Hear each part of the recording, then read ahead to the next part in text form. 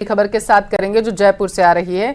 जम्मू के रियासी में आतंकी हमले में अपडेट सामने आया है। आतंकी हमले से प्रभावितों में चौमू के 5 लोग भी शामिल हैं, ऐसी जानकारी है। बताया जा रहा है कि एक व्यक्ति से फोन पर बातचीत हुई है।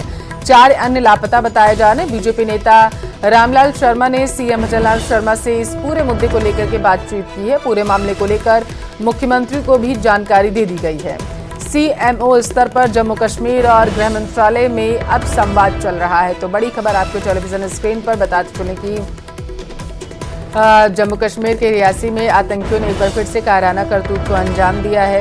शिवखोड़ी से जब दर्शन करके बस आ रही थी श्रद्धालुओं से भरी, तो इसी दौरान आतंकियों ने उसे निशाना बनाया और बताया जा रहा है कि उसमें चौमू के लोग भी जो थे वो बस में सवार थे। 5 लोग भी शामिल हैं, ऐसी जानकारी सामने निकल कर आ पाई है। और इस पूरे मामले की जानकारी जो है सूबे के मुखिया सीएम भजनलाल शर्मा तक पहुंचा दी गई है। और अब जम्मू कश्मीर के संपर्क में प्रदेश सरकार है ताकि जो घायल हैं उनके बारे में अपडेट पता लगाया जा सके। तो इस वक्त की बड़ी खबर आपके टेलीविजन स्क्रीन पर। बता दें कि रियासी में जब से आतंकी हमला हुआ है तो सेना के जवानों ने पूरे इलाके को कब्जे में ले लिया और इसी के साथ शिवखोड़ी के आसपास की भी सुरक्षा बढ़ा दी गई है।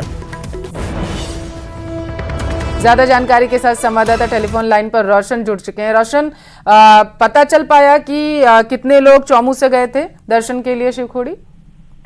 देखिए, राजस्थान के चौमू से जो 5 जो तीर्थ यात्री दर्शन के लिए गए थे, जिसमें ये आतंकी हमले के अंदर 4 जो व्यक्तियों की मौत की पुष्टि हुई, इस तरीके की खबर आ रही है। एक जो व्यक्ति है जो जिंदा बचा है, लगातार उससे सीएमओ संपर्क में है। गृह विभाग लगातार जो संपर्क में यहाँ पर साधने की कोशिश की जा रही है। देर रात कहा जा सकता है कि जो शव है उनकी शिनाख्त हो पाई है।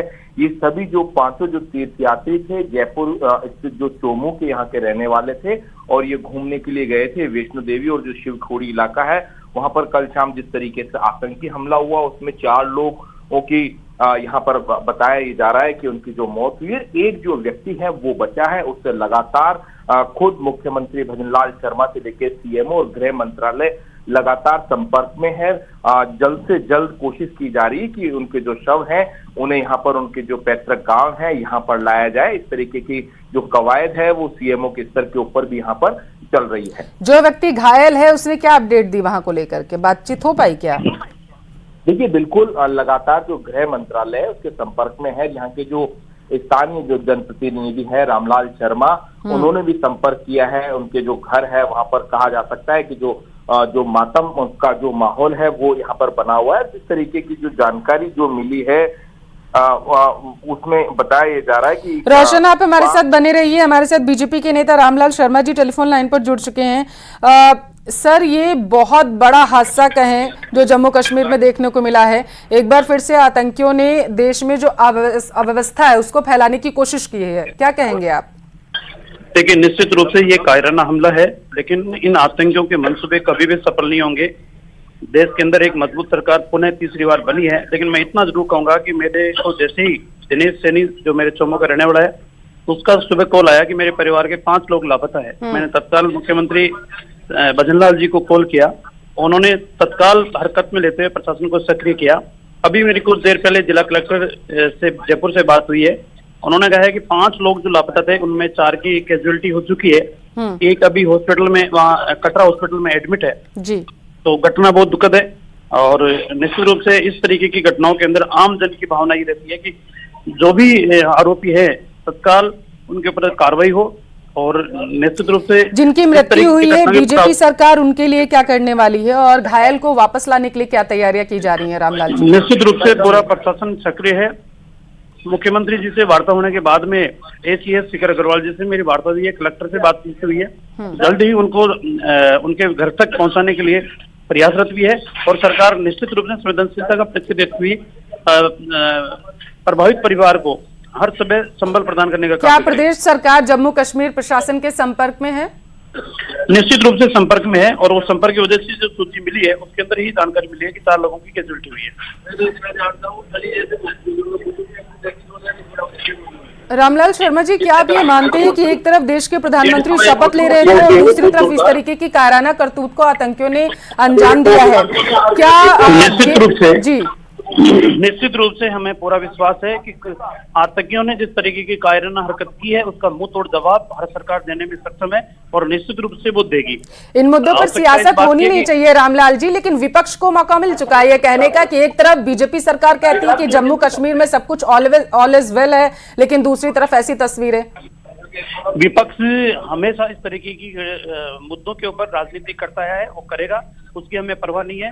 वो तो अफजल हम शर्मिंदा है, तेरे कातिल जिंदा है, ऐसे नारे लगाने वाले लोगों के साथ विपक्ष हमेशा साथ खड़ा रहा है, उनकी परवाह नहीं है।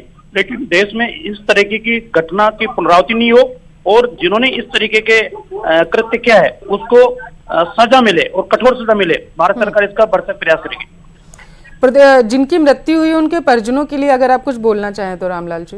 निश्चित रूप से मैं इस दुख की घड़ी के अंदर उनके साथ हूं और मैं सरकार से भी चाहूंगा कि अपनी संवेदनशीलता का परिचय देते हुए एक संबल प्रदान करे, क्योंकि जो मृतक हैं उनके आजीविका का कोई आधार नहीं था। मैं माननीय मुख्यमंत्री महोदय से भी आग्रह करूंगा कि इस परिवार को वो संबल प्रदान करें। क्या किसी तरीके की मुआवजे की बातचीत सरकार करेगी देने की? जो भी कानून के दायरे में जितना मदद हो सकती है सरकार निश्चित रूप से करेगी। बहुत शुक्रिया रामलाल शर्मा जी। तो बीजेपी के नेता रामलाल शर्मा जी हमारे साथ टेलीफोन लाइन पर जुड़े हुए थे, जिन्होंने बताया कि प्रदेश सरकार जो है लगातार जम्मू कश्मीर प्रशासन के संपर्क में है और वो जो घायल है उन्हें लाने की कोशिश तो कर ही रही है और साथ ही ये भी पता लगाने की कोशिश कर रही है कि जो 5 लोगों की सूची मिल पा रही है, क्या उनके अलावा भी कोई तीर्थयात्री है जो दर्शन करने के लिए शिवखोड़ी और गया हुआ था या फिर नहीं। रोशन लगातार हमारे साथ जुड़े हुए हैं। रोशन, रामलाल शर्मा जी को आपने सुना, उन्होंने कहा कि जम्मू कश्मीर प्रशासन से लगातार संपर्क में प्रदेश सरकार है और घायल को लाने की तैयारियां की जा रही है, लेकिन दूसरी तरफ उन्होंने कहा है कि सरकार से बातचीत की जा रही है और ये भी वो मान रहे हैं कि आजीविका का साधन उनके पास किसी तरीके का नहीं है जिनके परिजनों की रियासी में आतंकी हमले में मृत्यु हुई है।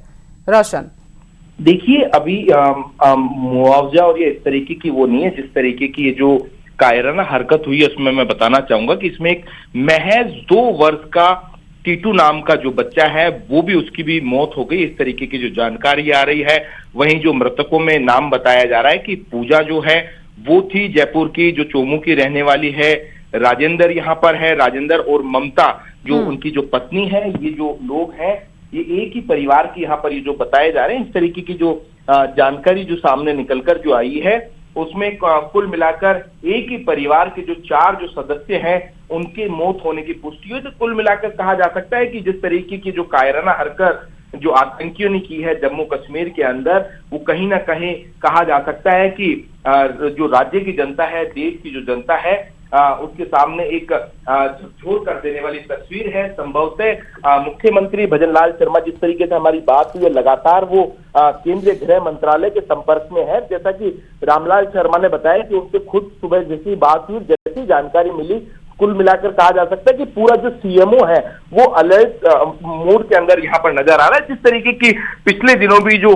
कहा जा सकता है कि जो जयपुर का जो दंपत्ति था उसके ऊपर जिस तरीके से आतंकी हमला हुआ, फायरिंग हुई, तो उसमें भी मुख्यमंत्री भजनलाल शर्मा ने संवेदनशीलता दिखाते हुए उस युवक का जो इलाज है वो चेन्नई में करवाया। उस वक्त मुख्यमंत्री भजनलाल शर्मा ने खुद ने आश्वस्त किया था कि राज्य सरकार जो हर संभव जो मदद करेगी, हर संभव जो उपचार है वो मुहैया करवाया जाएगा। उसके आधार के ऊपर उस युवक का जो कहा जा सकता है कि जो उपचार भी करवाया गया है। लेकिन इस समय देश के सामने बड़ी स्थिति के किस तरीके से लगातार जो आतंकी जो हमले हैं वो विगत 1 महीनों के अंदर तेजी से देखने को मिले। कहीं ना कहीं गृह मंत्रालय और जो भारतीय जो फोर्सेज है अब वो भी ग्राउंड जीरो के ऊपर जो कार्रवाई करती हुई नजर आएगी। इस तरीके की जो जानकारी है वो सामने आ रही है। आप कहना चाहते हैं कि एक बार फिर से आतंकी ये दिखाने की कोशिश कर रहे हैं कि हम घाटी में अभी भी एक्टिव हैं? जी बिल्कुल, यही देखा गया कि इससे पहले जो आतंकी वो हैं कहीं ना कहीं जो तीर्थ यात्री हैं, जो टूरिस्ट हैं, उनके ऊपर हमला नहीं होता था। लेकिन एकाएक अब ये देखने को मिला है कि जो बाहरी जो राज्यों से जो यहाँ पर जो टूरिस्ट आने वाले हैं उनके ऊपर जो हमले बढ़े हैं। तो ऐसे में कहीं ना कहीं ये कहा जा सकता है कि जो चिंता का विषय है, चाहे इंटेलिजेंस हो या जो वहां की जो स्थानीय पुलिस प्रशासन है, उसके लिए तो कुल मिलाकर कहा जा सकता है कि इस तरीके की अब जो कार्रवाई है वो सख्ती से देखने को मिलेगी। और कुल मिलाकर कहा जा सकता है कि 1 महीने में ये इस तरीके की दूसरी घटना है जिसके अंदर फिर से जो राजस्थान का जो कहा जा सकता है कि जो दूसरा ऐसा जो हमला है। रोशन, जो आप ये तथ्य सामने रख रहे हैं बिल्कुल सही साबित हो रहे हैं, क्योंकि जानकारी जो है वो ये है कि 10 लोगों की इसमें मृत्यु हुई है इस हमले में, आतंकी हमले में, और जैसा आप बता रहे हैं कि 4 लोग राजस्थान के इसमें हैं। ऐसे में बड़ी समस्या पैदा हो सकती है। एक तरफ विपक्ष सरकार को घेरने की कोशिश करेगा, नई नई सरकार बनी है, और दूसरी तरफ आतंकी जो है लगातार घाटी में एक्टिव होते जा रहे हैं। रोशन जी बिल्कुल, देखिए आतंकी लगातार जो घाटी में एक्टिव होते जा रहे हैं उसका परिणाम देखने को मिला कि किस तरीके से आतंकियों ने कल देर शाम जो कहा जा सकता है कि जो ये बस थी इसके ऊपर एकाएक जो हमला किया, फायरिंग की। और उसके बाद में जानकारी ऐसी आ रही कि जो बस है वो अनियंत्रित होकर घाटी में कहा जा सकता है कि उसमें जो गिरी है, उस वजह से जो कहा जा सकता है बिल्कुल। और यही वजह है रोशन की लगातार सरकार के बयान भी सामने आ रहे हैं। जिस तरीके से 10 लोगों की मौत हुई है ऐसी जानकारी है। चप्पे चप्पे को खंगाल रही है। अभी कुछ ही देर पहले हम 250 फीट नीचे खाई में थे जैस्मिन, जहां वो बस इस वक्त अटकी हुई है एक क्लिफ के साथ, और वहां हमने जो खून देखा और देखा कि किस तरह से उन आतंकवादी।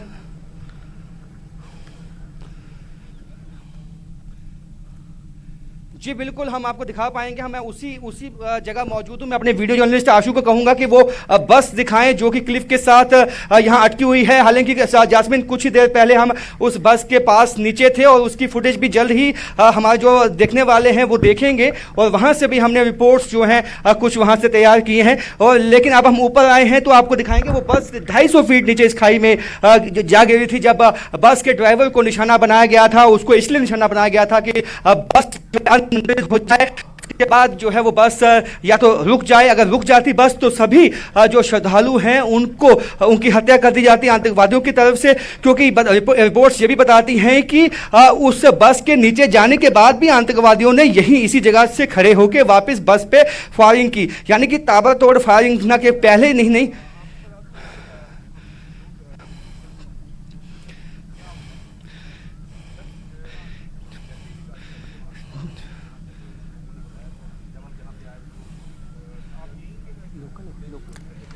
तो जम्मू कश्मीर से हमारे संवाददाता लगातार तस्वीरें दिखा रहे हैं। तस्वीरों में आप देख सकते हैं ये वही बस है जिसमें श्रद्धालु जो है वो सवार थे। शिवखोड़ी से दर्शन करके जब वो वापस आ रहे थे, माता वैष्णो देवी के दर्शन करने के लिए जा रहे थे, और इसी दौरान ये देखिए सीसीटीवी भी सामने आया है। लगातार हम आपको आपकी टेलीविजन स्क्रीन पर दिखाते जा रहे हैं। जब शिवखोड़ी से दर्शन करके यात्री जो है वो वापस आ रहे थे, इसी दौरान घात लगाकर आतंकी जो है वहां पर बैठे हुए थे और उन्होंने बस पर हमला किया। हमारे संवाददाता ने बताया कि किस तरीके से उनके निशाने पर वो बस थी, और जब बस खाई में गिर गई, क्योंकि जानकारी ये है कि गोलीबारी में ड्राइवर को गोली लगी थी। ऐसे में जितनी भी जांच एजेंसियां हैं, एनआईए भी कुछ देर में यहां पहुंचेगी और इस जो घटनाक्रम है उसको देखेगी, और जो घटनास्थल है उसका भी जायजा लिया जाएगा। यहां पे जो लोकल लोग हैं वो स्तब्ध हैं। उनका कहना है कि शिवखोड़ी की जो श्राइन है वो उनकी एक तरह से देश और दुनिया में तो ये है एक तरह से सबके जो है मान्यता रखती है बहुत ज़्यादा। और जो भी माता वैष्णो देवी यहाँ पे आता है और वो शिवखोड़ी की श्राइन में भी दर्शन करने के लिए आता है, और उससे उनकी रोजी रोटी जो है वो चलती है। कहीं ना कहीं आतंकवादियों ने ना बल्कि श्रद्धालुओं पे बल्कि उनकी रोजी रोटी पे भी चोट करने की एक कोशिश की है। हालांकि ये नाकाम कोशिश है। हमें देखा है कि इसके बावजूद जो श्रद्धालु हैं पिछले कुछ सालों में उनकी जो संख्या है वो रिकॉर्ड नंबर में यहाँ पे दर्ज की गई है जम्मू कश्मीर में, और यही अंदेशा अभी भी है कि जो आतंकवादियों के इन मंसूबों को नाकाम नहीं होने दिया जाएगा। और इसी तरह जब बाबा अमरनाथ की ये जो यात्रा यहाँ पे शुरू होगी और काफ़ी संख्या में जो श्रद्धालु हैं देश दुनिया से वो यहाँ पे पहुँचेंगे और दर्शन यहाँ पे माता वैष्णो देवी के इसके बाद जितने भी यहाँ पे जम्मू कश्मीर की वहाँ दर्शन जो है वो करेंगे। और लोगों में जो विश्वास बहाली है उसका जिम्मा अब सिक्योरिटी फोर्सेस पे है। सिक्योरिटी फोर्सेस को ये दायित्व लेना होगा कि जो लोगों के जो विश्वास को खदशा लगा है, झटका लगा है, उसको वापस बहाल किया जाए। इन आतंकवादियों को जल्द से जल्द ढूंढ निकाला जाए और लोगों के सामने इनको मौत के घाट उतार दिया जाए, ताकि लोग, हालांकि लोग जानते हैं कि हमारी जो सेना है, सिक्योरिटी फोर्सेस है, वो इतने सक्षम है कि आतंकवादियों को मुंह तोड़ जवाब दे सकते हैं। और इसी तरह जो है ये जो जंगल का इलाका है है। काफ़ी चैलेंजेस जास्मीन हमने पिछले जो इनकाउंटर्स हुए वहाँ भी देखे कि सिक्योरिटी फोर्सेज के सामने घने जंगल में एक रुई में से एक सुई निकालने जैसे कि जो एक तरह से जो तलाशी अभियान चलाया जाता है वैसी एक स्थिति पैदा हो जाती है। लेकिन ऐसे में कभी हमारे सिक्योरिटी फोर्सेज हिम्मत नहीं हारती और काफ़ी हैवी डिप्लॉयमेंट जो है इस वक्त सिक्योरिटी फोर्सेज का इस समूचे इलाके में किया गया है और कोशिश यही है कि जो कॉर्डन को भेद के जो आतंकवादी है ना निकल पाए। आप देख सकते हैं कि ये जो यहाँ पे डिप्लॉयमेंट है ये सुबह से हमें देखा है कि काफ़ी ज़्यादा हुई है, जिससे कि ये बात साफ हो जाती है कि सिक्योरिटी फोर्सेज नहीं चाहते हैं कि आतंकवादी इस इलाके को भेद के, इस कॉर्डन को भेद के यहाँ से निकलने में कामयाब हो पाए। जी जास्मीन।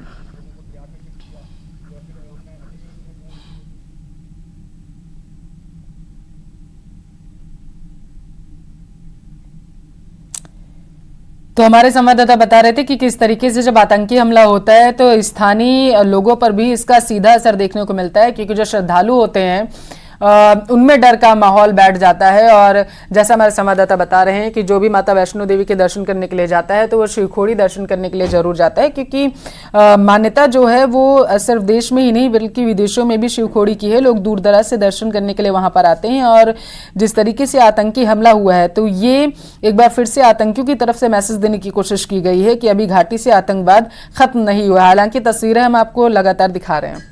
मोहिता शर्मा यहाँ पे पहुंची हैं, आप देख सकते हैं कि इस वक्त बाइट भी उनकी तरफ से दी जा रही है। हम कोशिश करेंगे उनसे बातचीत भी करेंगे और उनसे अपडेट लेंगे। और यहाँ पे डीआईजी भी यहाँ पे पहुंचे हुए हैं, उसके साथ भी मोहिता शर्मा यहाँ पे पहुंची है। इससे हम बात करेंगे कि किस तरह से क्या कुछ अपडेट है।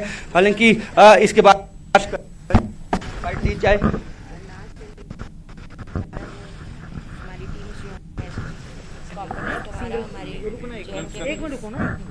जी तो मैम कल क्या अगर डिटेल में बताएं उस टाइम क्या हुआ था? ये लगभग 6 बजे के करीब एक यात्री बस जो है वो शिवखोड़ी से दर्शन करके टुवर्ड्स रियासी जा रही थी। तो उसी बीच इसी स्पॉट पे मिलिटेंट्स ने बस के ऊपर फायर किया। वो फायर करते ही driver loss control of the bus और फिर वो नीचे खाई में जाके बस गिरी। ये इंसिडेंट है पूरा। उसके बाद वो लोग यहाँ से फरार हो गए और जेएनके पुलिस साथ में सिविल्स लोकल सिविलियंस ने उनको रेस्क्यू करने में मदद की। बाय 7:45 रेस्क्यू ऑपरेशन जो है वो कंप्लीट कर लिया गया। 9 people are reportedly they are feared dead. 33 different hospitals में चल रहा है। तो मैम अभी जारी है और हमने देखे ड्रोन्स वगैरह भी यूज हो रहे हैं। हाँ जी, ड्रोन्स भी यूज़ हो रहे हैं। हमने अपनी 5 टीम्स बनाई हैं जो कि ये सारे एडजॉइनिंग आप देख ही रहे हैं। ये काफ़ी फॉरेस्टेड एरिया है, काफ़ी हाइट में है। ये पीछे की जितनी भी पीक्स हैं इसके बैक साइड पे अरनास का एरिया टच करता है, राजौरी का बॉर्डर है ये। और वहाँ पे भी हमारी एसओजी की टीम साथ में